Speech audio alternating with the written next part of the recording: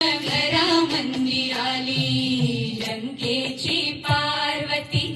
मखरात सजली शालूतला मोर डोळ मुंडून बसला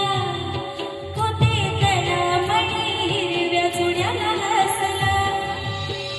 कपाळीचं कुंकू आता दैवाला पुसत सुख म्हणजे नक्की काय असतं